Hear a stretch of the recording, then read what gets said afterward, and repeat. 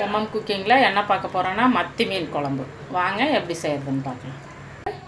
கொஞ்சமாக நல்லெண்ணெய் சேர்த்துக்கணும், கொஞ்சம் வெந்தயம், கொஞ்சம் சோம்பு, கொஞ்சமாக நம்ம இதில் வடவும் சேர்த்துக்கலாம் சும்மா வாசனைக்காக. கொஞ்சமாக கருவேப்பிலை, கொஞ்சம் தட்டி வச்சுருக்க பூண்டு, கொஞ்சம் வெங்காயம்.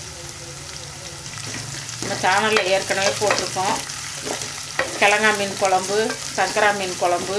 இது வந்து மத்தி மீன் குழம்பு. இது ரொம்ப உடம்புக்கு நல்லது. இது வாங்கி நீங்களும் அடிக்கடி சேர்த்துக்குங்க. மீன் பேர் தான் வேறு, மீன் குழம்பெல்லாம் ஒன்று தான். ஒன்று இப்படி வதக்கி தாளிப்போம், இல்லைன்னா அரைச்சி விட்டு வைப்போம். கொஞ்சமாக தக்காளி சேர்த்துக்கணும், நல்லா பழமாக சேர்த்துக்கணும்.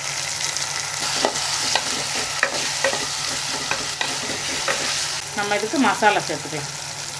குழம்பு மிளகாத்தூள், வீட்டில் அரைக்கிற குழம்பு மிளகாத்தூள் ஒரு 3 ஸ்பூன் மிளகாத்தூள் சேர்த்துருக்கேன்.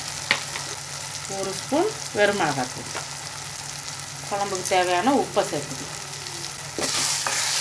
நல்லா சேர்ந்து எண்ணெயில் இப்படி வதக்கிடணும். நம்ம எப்பயுமே இப்படி எண்ணெயில் வதக்கிட்டு வச்சா தான் இந்த மிளகாத்தூள் வாசனை வந்து நம்மளுக்கு அதிகமாக இருக்காது.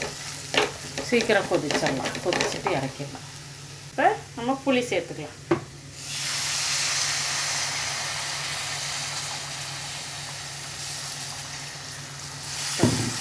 நல்லா கொதிக்கட்டும், ஒரு தட்டு போட்டு மூடிக்கலாம். குழம்பு நல்லா கொதிச்சிருச்சு. இது கூட கொஞ்சம் தேங்காயும் சோம்பும் அரைச்சது சேர்த்துக்கலாம். மாங்காய் சேர்த்துக்கலாம்.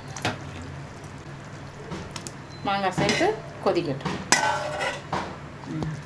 கொஞ்சம் ஸ்டவ்வை சிம்மில் வச்சுட்டு இந்த மீனெல்லாம் நம்ம சேர்த்துக்கலாம். மத்தி மீன் உடம்புக்கு ரொம்ப நல்லது. அடிக்கடி இப்போ நிறைய கிடைக்கும், வாங்கி சேர்த்துக்குங்க.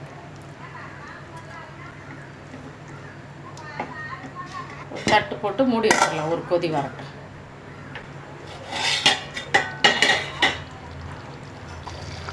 கொஞ்சமாக கொத்தமல்லி சேர்த்துக்கலாம். நம்ம மீன் குழம்பு ரெடி ஆகிடுச்சு.